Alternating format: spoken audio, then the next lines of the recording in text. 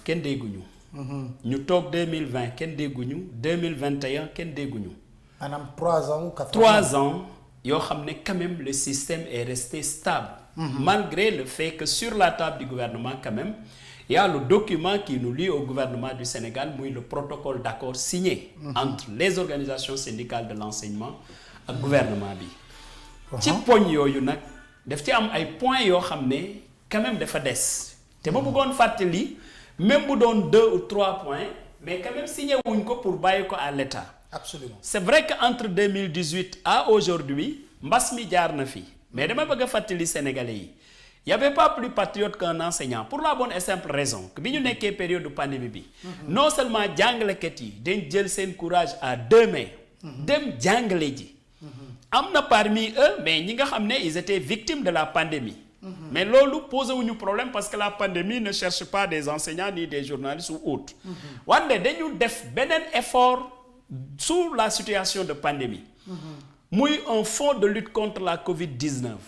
boo xam ne jàngalekat yi c'est le seul corps boo xam ne dans l'administration sénégalaise moo créé ce fonds-là ba pare demander à ce que les enseignants contribuent chacun selon ses possibilités. ñu dem ba am 18,5 millions jël ko jox ko gouvernement au Sénégal. mooy seen participation suñu participation pour la Covid.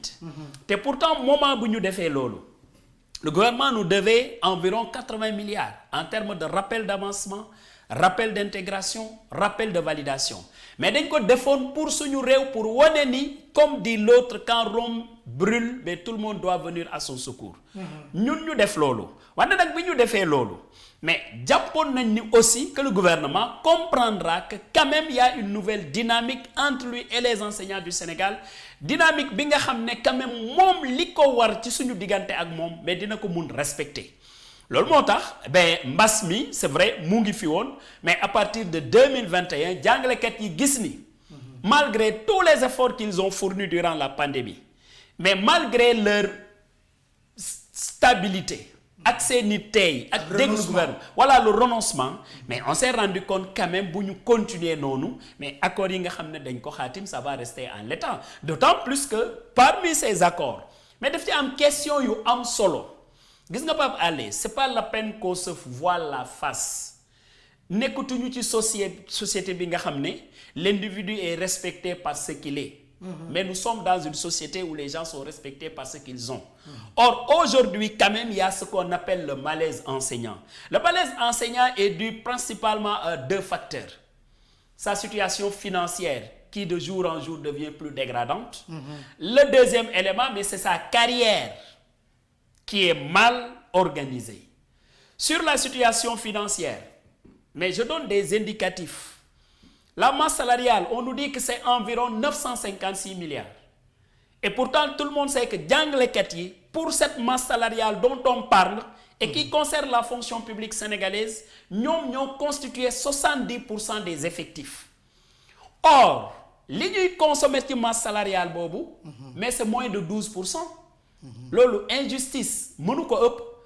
comme nag loolu moo xew te gouvernement bi xam na ko te le président de la République d'abord xam na ko mais moo taxoon biñ ci waxee en 2015 ñu ne ñu non puisque da ngeen koy wax di ko jàmbat laissez-nous prendre un cabinet indépendant mu def étude bi comme ça s'il y a des correctifs à faire on fait ces correctifs. mooy audit du système de rémunération audit du système de rémunération. Ouais, je me rappelle très bien. gis nga bi ñu defee audit boobu.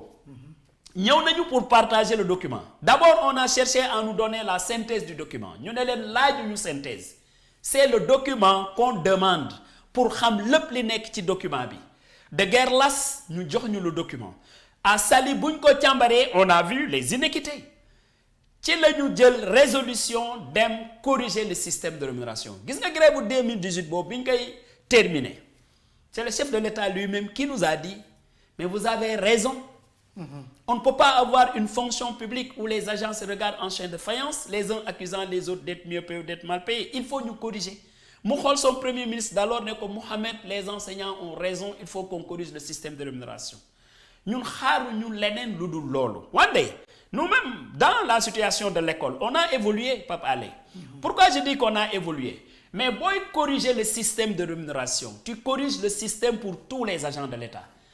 Je ne suis pas gouvernant ni administratif, mais je peux dire que ce n'est pas une mince affaire, un système de rémunération. Absolument, c'est très compliqué. C'est très compliqué. C'est très compliqué. Parce qu'il y a des agents qui sont à un niveau diplôme X très élevé. Ñooñu, on ne viendra pas un beau jour pour leur dire qu'on va diminuer leur salaire, au nom de quoi ils l'accepteraient. Ceux qui sont tout à fait en bas, dire que aussi dañ leen di jël ñoom yëpp yóbbu leen à un niveau supérieur, loolu aussi une masse salariale ne peut pas, comment dirais-je, porter ça. C'est la raison pour laquelle nous avons changé de fusil d'épaule en disant au gouvernement du Sénégal, puisque la question du système de rémunération est une question très globale et très compliquée parfois, mais regardez la situation salariale des enseignants, parce que de toute façon, ils ne peuvent plus continuer à être les parents pauvres de la fonction publique, alors que ñoom fonction bi ñu yore muy la fonction de former des citoyens sénégalais, des ressources humaines pour notre pays, mais cette fonction-là, tout le monde connaît son importance et son caractère indispensable. Voilà pourquoi on ne peut pas être ceux-là qui forment les bons journalistes. On ne peut pas être ceux-là qui forment les bons médecins, les bons ingénieurs, et que nous soyons les dindons de la farce au niveau de la fonction publique. Loulou, les enseignants ne sont plus prêts à accepter cette situation. Voilà pourquoi nous avons dit au gouvernement du Sénégal, mais objectivement, reconsidérer la situation salariale des enseignants. Madame, ñu xoolaat seen wàllu payoor. Mais seen wàllu payoor. Comparaison n'est pas raison, mais je fais ça. Le professeur d'enseignement secondaire. doq ci wolof mu leer. Professeur bi jàngale lycée. waaw moom ak magistrat bi. moom ak préfet bi. moom ak gouverneur bi. mais ñoo nekk même hiérarchie dans la fonction publique ñoo tolloo grade. wante benn indemnité magistrat bi mais mën na fay ñetti professeur alors que ñëpp xam nañ ni mais on ne pourrait pas avoir magistrat bu ñu amul école. alors que mais seen benn indemnité l'indemnité de judicature 800 000 francs. Ça correspond à l'indemnité d'enseignement qui est à 80 000 francs. Est-ce que vous pensez que la magistrature est 10 fois plus utile que l'éducation? Je ne le crois pas. C'est la raison pour laquelle li ñuy wax lu leer la lu xel mën a jàppale aussi jàngalekat yi bu dee jox nañ école gëddam il faut ñu jox jàngalekat yi seen gëdd. bu ñu bëggee école boo xam ne dafay produire des résultats qualitatifs. Il faut que l'enseignant soit dans des conditions qui lui permettent d'enseigner sereinement. Parce que l'enseignement aussi, c'est un métier très stressant. Jàngale dafa métti. wante nag boo ci bëggee dolli war a jàngale am problème mu comment dirais-je location am problème mu lekk am problème bu nekk te ñu bëgg la maintenir en classe de 8h à 13h, de 15h à 17h, mais il y a un problème. C'est la raison pour laquelle gis nga système de rémunération boobu. boo gisee xeex bi jàngalekat bi soobu ci bu baax a baax mais parce que c'est une question de survie. Et j'ajoute Pape Alé. D'équité aussi. Non, d'équité bien sûr.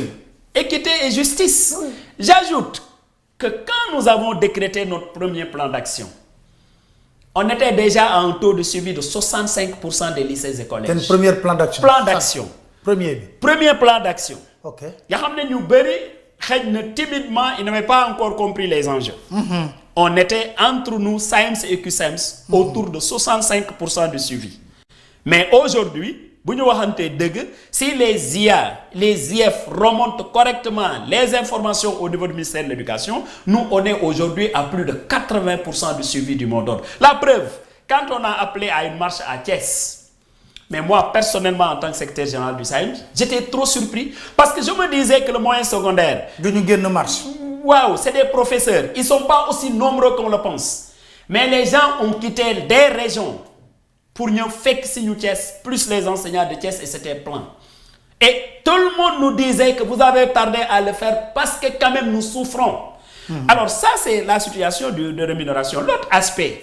Mais les lenteurs administratives, ce que l'accord avait dit, moi que nous d'aime vers la dématérialisation. Pape Alé, nous ne comprendre aujourd'hui dans un monde moderne. Mais ça, mais moi accord bobu ma yëkëti won télé. Je me souviens bien, Pape 2018. Le 1er mai, wow.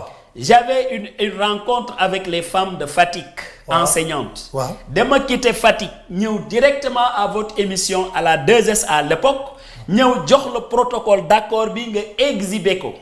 Voilà, nga ne document bi la jàngalekat yi signé ak gouvernement bi ngalawaay bëggatuñu grève dans le système na gouvernement bi respecté document bi jàngalekat yi dem jàngale loolu yaa ko waxoon émission boobu c'était le 1er mai de l'année 2018 je me souviens très bien document boobu nag accord yooyu mais foofu ci document boobu la nekk les lenteurs administratives j'étais en train d'expliquer mais Pape Alé man dama nekkul syndicaliste rajo ak télé seulement. Je fais le tour du pays. bien sûr. dama dem Kédougou dem fu ñuy wax Ebarak quand je suis arrivé à Ebarak. Ebarak. C'est à quelques kilomètres de Salémata c'est très loin de Salémata. Salémata c'est le département. C'est le département ouais. Mais gis nga ba ñu ma yegg si Ebarak. sama oto mooy faufilé moo may trouver le chemin.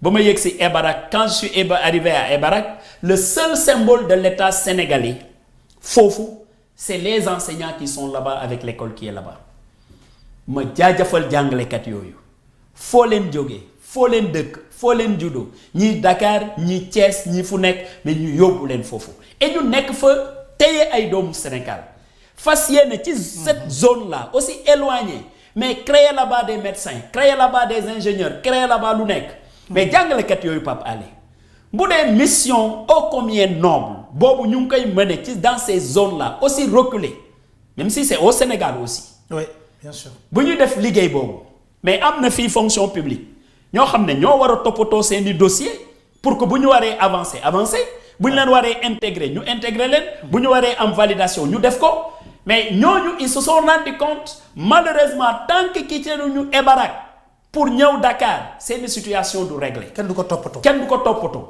ñuy am des lenteurs administratives ñu ne leen mais tey quand même la technique et la technologie mais permet d'arriver à des résultats plus importants que ce que nous sommes en train de vivre. Il suffit avec le fichier unifié des agents de l'État mais qu'on ait une plateforme qui permette à ce qu'il y ait une interconnexion ku war a avancer normalement ku ñu war a intégrer def ko normalement ku ñu war a valider def ko mais tant que dañ rester avec le papier nga xam ne dañuy def ay dossiers déposer ko jóge Ebarak ñëw déposer ko Salémata dossier yooyu jóge Salémata ñu ñëw indi ko Kédougou yooyu jóge Kédougou ñu indi ko éducation nationale de l'éducation nationale à la fonction publique sur ce long chemin.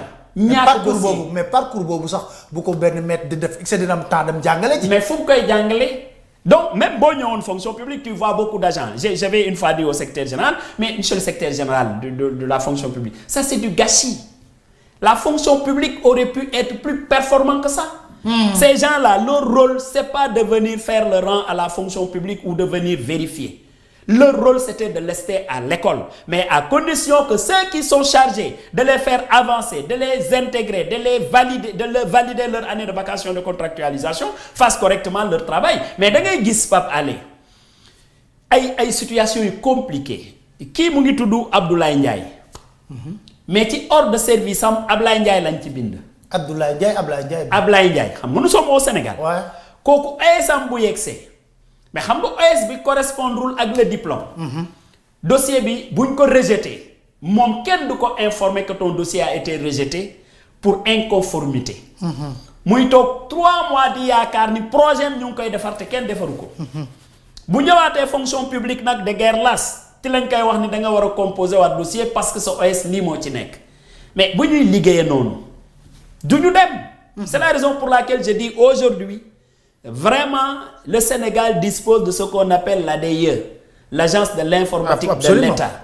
L'agence de l'informatique de l'État, en rapport avec les services ministériels qui gèrent ce domaine-là, devrait faire un travail qui permette à ce qu'on dépasse ces lenteurs. Et pourtant, dans le protocole, on a très bien vraiment, c'est pas compliqué ça. Ça doit pas être compliqué. Ça ne doit pas être compliqué. Voilà. Mais les enseignants le vivent. Et je le dis pour la vérité. Et ces questions-là, quand même, c'est des questions qu'on devrait pouvoir dépasser. Le corps des administrateurs scolaires dont on parle.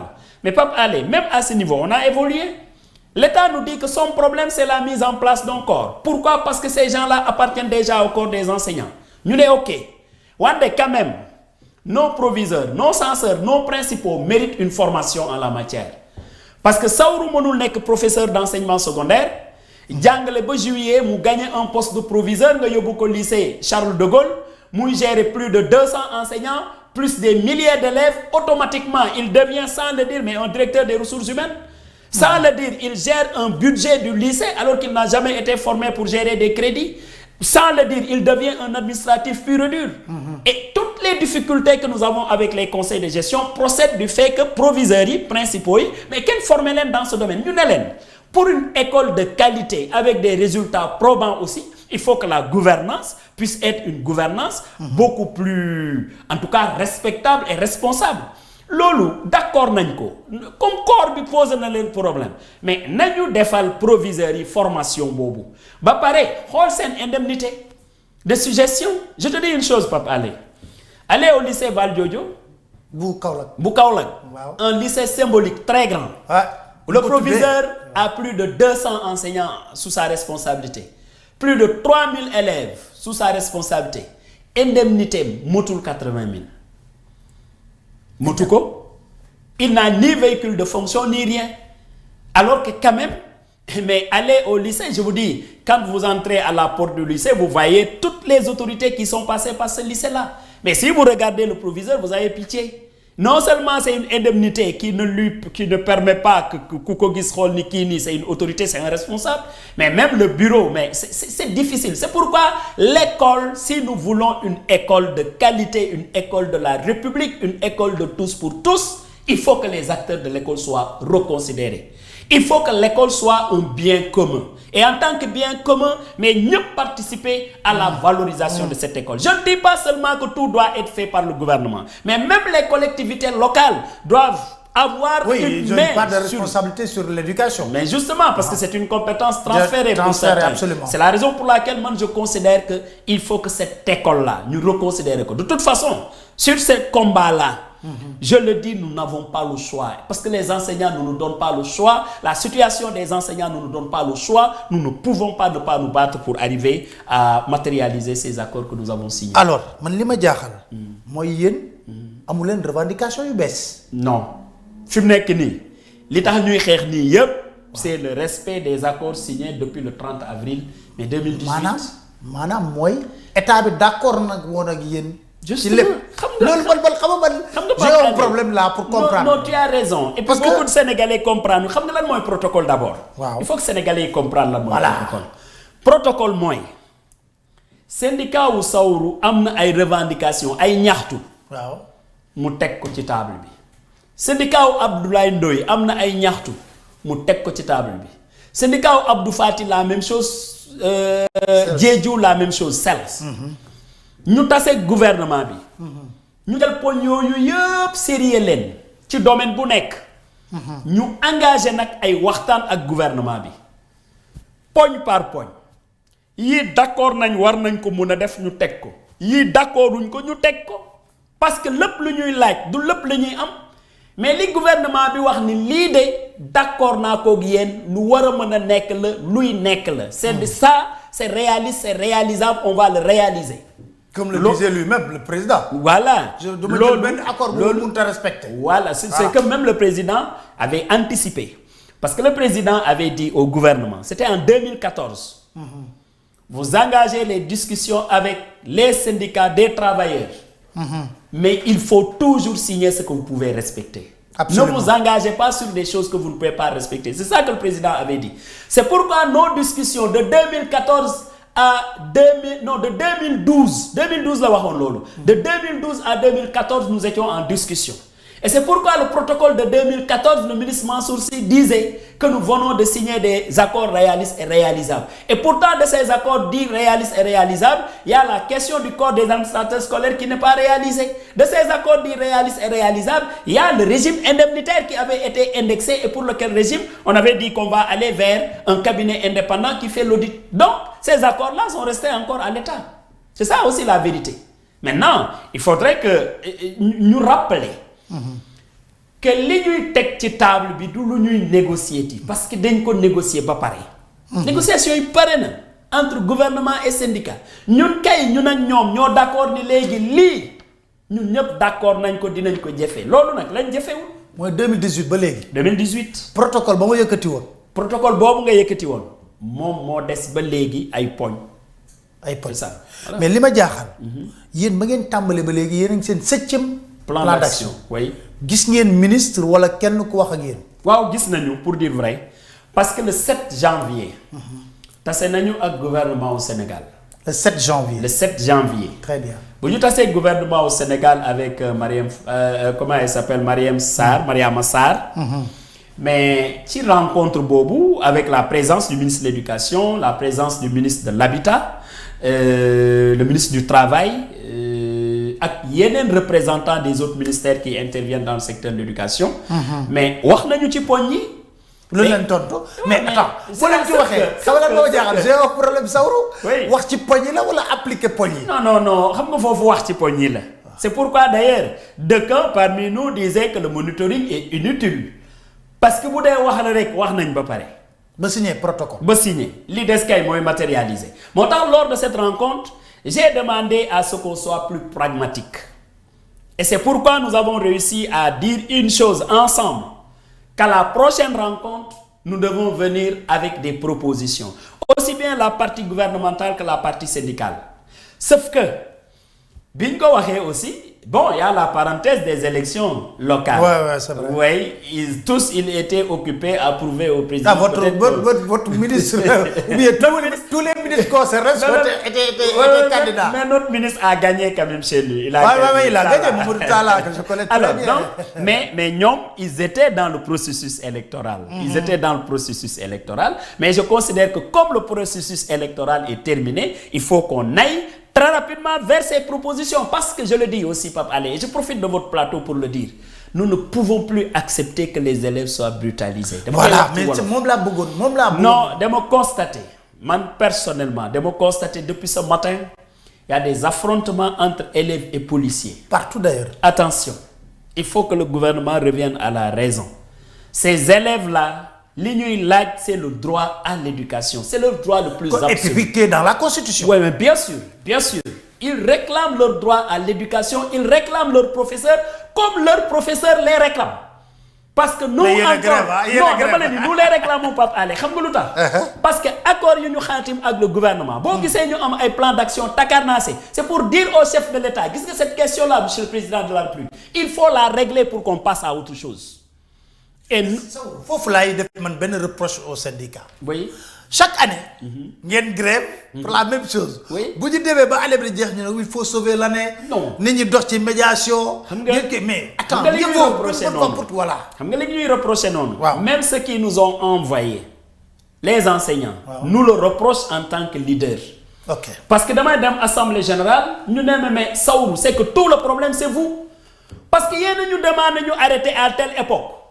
alors qu'on n'avait rien obtenu ma ne leen déet nit ku ñëw ne la dafa xiif il faut mu lekk mais boo ko nee di nga lekk mais il faut ñu xaar ñu togg ko quand même mu ñor parce que y a des questions dans le protocole mais c'est des questions dont la matérialisation obéit à un processus. Bien sûr. mënoo wax ni protocole bi signé nañ ko léegi matérialiser nañ lépp léegi. loolu moo tax aussi c'est ça maintenant l'autre problème quand même et il faut qu'on ait le courage de le dire je pensais que l'État du Sénégal va faire une rupture. État Sénégal mu def rupture. Une rupture entre mais les accords signés c'est-à-dire la rengaine du non-respect des accords foogoon naa loolu jeexoon na depuis que le président ait dit que non il faut signer des accords réalistes et réalisables et tout le monde sait que quand même les accords que nous avons signés c'est des accords réalistes et réalisables. Pourquoi l'État nous amène encore vers un non-respect des accords pour qu'une grève reprenne? C'est ça qui n'est pas acceptable. Et pourquoi de 2018, depuis qu'on a signé? Parce que je vous ai dit 2018, quand même... on est en 2022. Oui, 2018, 2019, 2020, 2021. Nous n'avons pas bougé. Qu'est-ce qui a empêché les ministères concernés autour du chef de l'État? Mais de dire que nous sommes dans une situation d'accalmie, pour maintenir la situation d'accalmie comme telle, allons vers la matérialisation des accords. Et ça, on devrait pouvoir le faire, je crois bien. S'il y avait une volonté de régler ces questions-là. Mais c'est des questions qu'on a oubliées, comme pour dire que tant que nous, on ne bouge pas, mais quel du nous guesse tout. Lolo aussi, je crois que c'est ça le problème qui se pose. Ouais, mais am na ñuy interpeller aussi pour l'unité syndicale. Oui. Ça, nécessairement, war ngeen ko def aussi. Gis nga là aussi Pape Alé, je vais être très clair. Xam nga entre toi et moi amul lenn lu ñuy c'est ton émission, c'est depuis qu'on est depuis le collège. Depuis le collège, on est ensemble. Classe et tout ça. On a fait la quatrième, d'abord la cinquième, la quatrième, la troisième. On est allé dans le même lycée. Donc amul lenn. Gis nga Alé, l'éducation pour moi est très sérieuse. Gis nga secteur de l'éducation, c'est très sérieux. C'est pourquoi Pape Alé, bu ñu nekkee dans ce secteur, ça demande beaucoup de rigueur et de sérieux. éducation fowul. parce que je le dis non te bëggul ku koy fooye voilà parce que école. boo bëggoon yàq réew tey. tu n'as pas besoin de prendre des chars ou des autres pour détruire. Il faut tout simplement agir sur le système éducatif de façon négative et vous avez détruit le pays. C'est la raison des ressources humaines. Voilà justement c'est la raison pour laquelle biñ ci nekkee il faut du sérieux ñun dañ nekkoon jamono boo xam ne on était 46 organisations autour du gouvernement. Si chaque syndicat prend 3 minutes de parole voyez ce que ça fait en termes de temps. ñu ne c'est pas efficace. Comme on était aussi nombreux pour les mêmes enseignants ñun ñoo wax gouvernement du Sénégal il faut qu'on aille vers des élections de représentativité. Logique. Pour qu'on ait un arrêté. Qui indique clairement. qui participe kan mooy kan qui représente quoi. ñun ñëpp ñu d'accord jël un pourcentage de représentativité boo xam ne ku ko am rek tu dois être à la table de négociation. Et le processus était inclusif. Tout le monde a participé.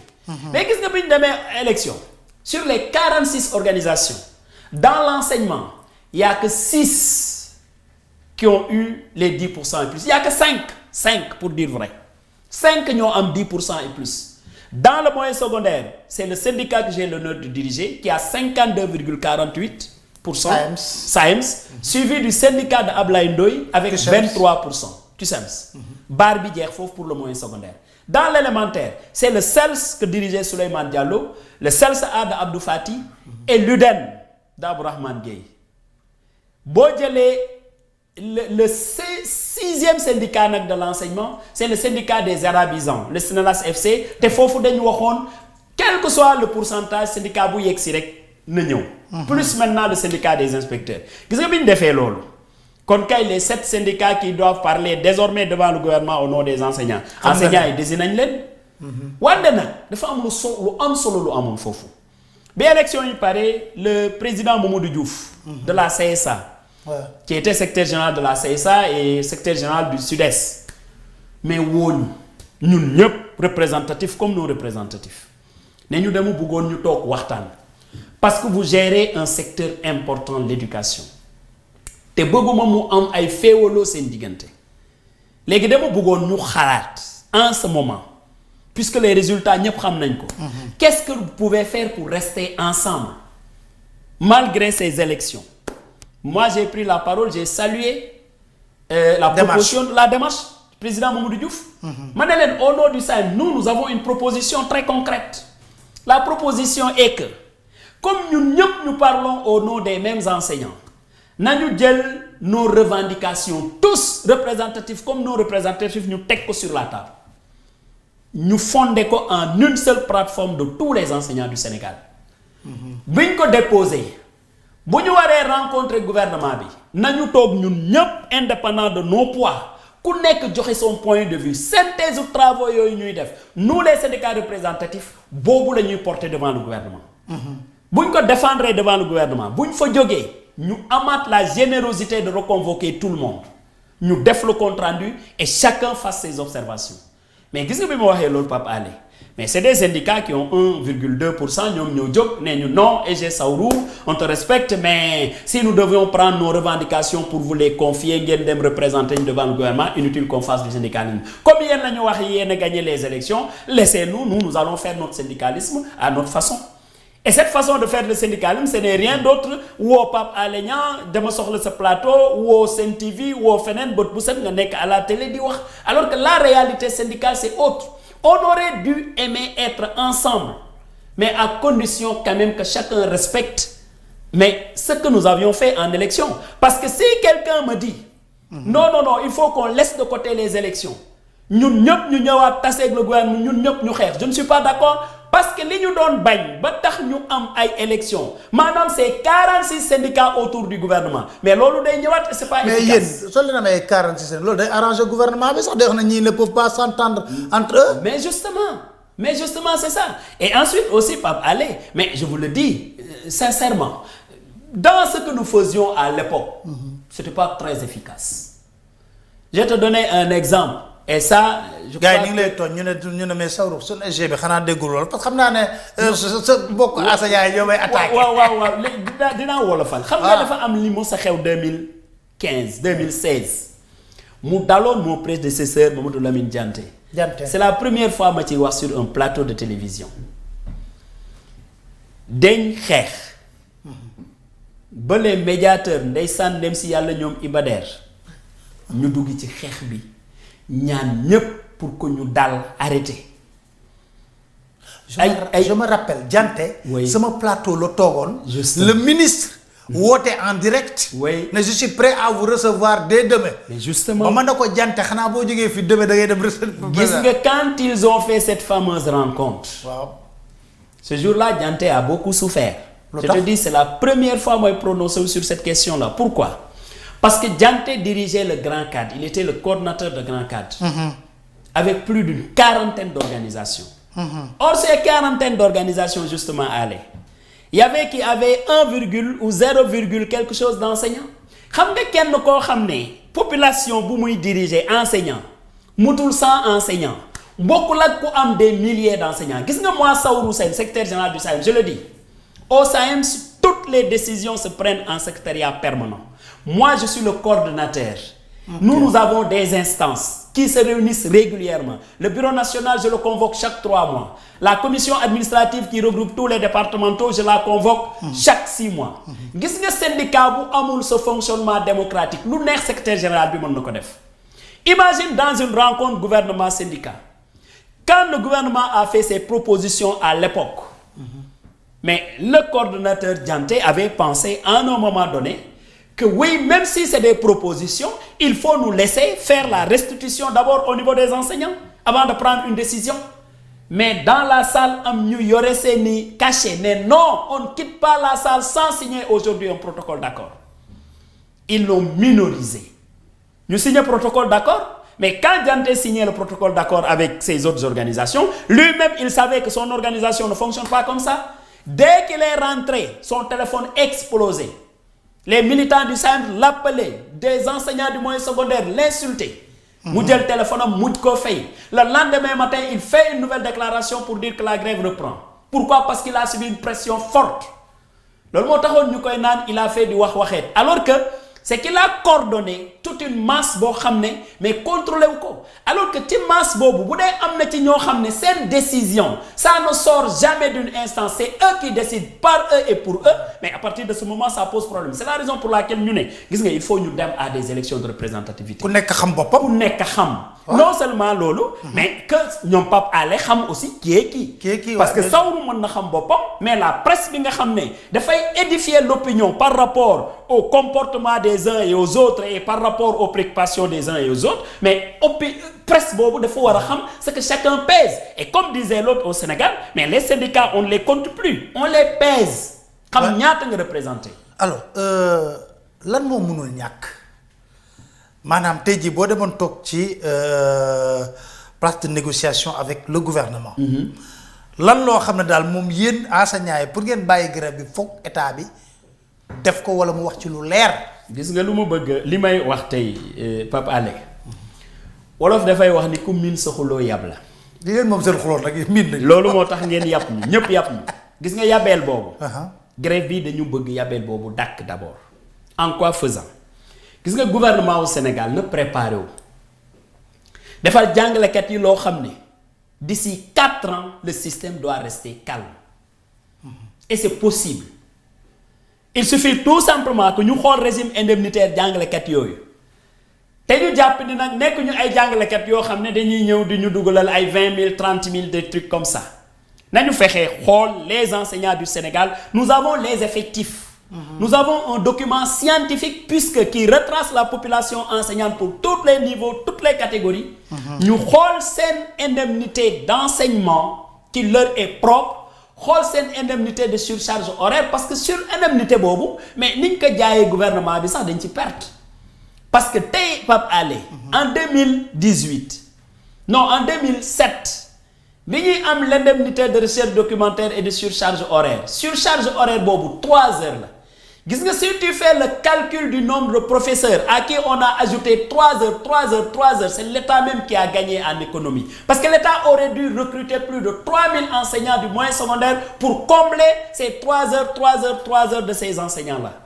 defu ko kon il faut que l'État bi xoolaat situation yooyu. En tout cas tey bu ñu toogoon ak le chef de l'État moom mi engagé woon sur le système de rémunération mën nañ ko proposer des choses très concrètes et je précise ensuite que bu dee am na Sénégalais yoo xam ne dañuy wax surtout au niveau de l'éducation nationale je prends directement parce que moi j'ai pas l'habitude de porter des gants Diagne Moustapha Diagne qui dit que jàngalekat yi li ñuy laaj bu ko état defee day nekk en banqueroute je dis c'est archi faux gis nga jàngalekat yi les gouvernants ne sont pas plus patriotes que nous sommes aussi sénégalais que pour dire le moins et nous sommes aussi patriotes que sawru du bokk jamais ci ay propositions yoo xam ne mais demain buñ ko defee dans 1 an ou 1 mois mais Sénégal a un problème de salaire man du ma bokk ci yooyu proposition c'est pourquoi c'est des choses réalistes raisonnables que nous pouvons faire ensemble en bons citoyens sénégalais pour gagner cette situation sauf que pour qu'on y arrive il faut qu'on se fasse confiance il faut qu'on arrête que ñii toog fii di wax fii ñii toog fële war nañu mën a toog chacun avec ses propositions et des propositions réalistes réalisables ñu teg ko sur la table ñu dépasser cette situation moi je suis preneur pour ça mais boo amee ñu yaakaar ni ñun dañoo ñëw voilà on a mis le couteau sur la gorge de l'État pour non nous sommes aussi responsables que. vous êtes patriote. loolu duñ ko def non loolu duñ ko def. voilà et d'ailleurs la preuve moi je vous l'ai dit au début de l'émission nañ ma wax rek ban kooru État moo toog xalaat créer fonds de lutte contre la Covid-19 à part les enseignants. alors léegi bu leen Marème Faye woowaatee rek boo leen woowoon ba la paate de. mais j'espère que. bon bu lekkee ne mën na décanter situation bi tant mieux aussi parce que. moo taxoon ñu joxoon leen 25000 francs. ñun de wax dëgg yaakaar naa ni balaa ñuy yeggaat ci fi ñu Marième Faye Sall di woowe xëy na njiitu réew mi wooñu parce que en réalité je le dis aussi ça a fait beaucoup d'encre et de salive cette rencontre avec la première dame. xam nga mais moo sauvé woon année bi. dama la ni moi je n'ai pas l'habitude de porter des gants même si à cause de ça am na fu bëri fu ñu may situer mais je veux rester très objectif ñun nous avions rencontré le chef de l'État il nous avait fait des propositions. C'est des propositions qui principalement n'étaient pas acceptées par le moyen secondaire en réalité parce que ñoom xam nañ seen niveau diplômant te dañu comparer wu avec les agents de même niveau diplômant dans la fonction publique gis ni sont lésés. moo taxoon ñu rejeté ba ñu rejeté amatuñu dialogue ou lien avec. ak état bi via le président parce que d'ailleurs avec état bi parce que li président proposé ñu rejeté ko ban ministre moo ñu mën a proposer lu romb li président proposé amul. kon nag le mérite de la première dame c'est de dire moi je veux savoir qu'est-ce qui se passe et bi ñu ñëwee elle nous l'a dit en bonne sénégalaise jarul sax ngeen may xool comme. Vraiment l'épouse du président c'est pas important mais xool leen ma rek comme une sénégalaise une mère de famille mais qui est soucieuse de l'avenir de ses enfants et qui est soucieuse de l'école sénégalaise dama bëgg ko comprendre ñun ñu expliquer ko quand lui a expliqué Pape Alé mais elle est allée au coin de la terrasse wax avec son mari pendant 15 minutes elle revient nous dire léegi comme wax naa ak président il m'a expliqué léegi dama leen bëggoon jox ngeen añ ba pare boo leen añee ma defal leen compte rendu man sax maa ngi koy tàkki ne ma ne ko mais madame la première dame qu'est-ce qui nous dit que sa añ bi tey moom buñ ko añee lépp loo ñu wax ñu ne la gongo alors que jàngalekat yi yónni wuñu loolu ñëpp reetaan mu ne ñu non dañ nekk dans un pays de teranga te heure bi fépp foo leen nekkoon Sénégal ñu jox leen añ loolu kese moo tax ma jox leen añ ñu jox ñu añ et moi-même j'ai vu des enseignants me dire oui vous avez bien mangé chez la première dame ma ne mais quel est le mal à manger chez la première dame c'est une sénégalaise comme tout le monde et nous sommes des citoyens sénégalais. Alors mais loolu bu mu paree mu def le compte rendu et quand il a fait le compte rendu nous nous sommes rendus compte quand même que li ko président wax moom la ñu waxoon quand on était au palais tous les travaux qui sont engagés à Diamniadio le TER tout ça la masse salariale tout ça on l'a expliqué. bi ñu ko waxee ñu ne ko waaw mais loolu bi ko président waxee ñun on a dit ça aux enseignants mais loolu n'a pas empêché que grève bi continue alors ci la demaat woowaat encore le président une deuxième fois cette fois-ci bu mu waxee moom ci la ñëw ne kan mooy Saourou Sène ci yéen ma ne ko man la mu ne ma le président va vous parler ma jël le téléphone wax ak président ci njëkk ak teraanga aussi. woon ko situation bu ñu nekk. Comme je ne voulais pas aussi frustrer les autres secrétaires généraux. Parce qu'on était 6 secrétaires généraux. ma jël le téléphone ma ne ko monsieur le président je vous passe Ablaye Ndoye. ci laa jox Ndoye téléphone bi mu wax ak le président quelques 5 minutes après il a remis le téléphone à la première dame mu demaat une 3e fois. Et pourquoi d'ailleurs le président a demandé à me parler moi Saourou ça aussi il faut ma leeral ko mais nous sommes le premier syndicat du moyen secondaire de tous les syndicats de l'enseignement nous sommes le premier. Et si le chef de l'État doit parler à quelqu'un mais c'est normal qu'il parle l'interlocuteur à celui qui est le premier. Alors ci la demaat nag wax ak moom quelques minutes après cette fois-ci elle vient avec le visage grave.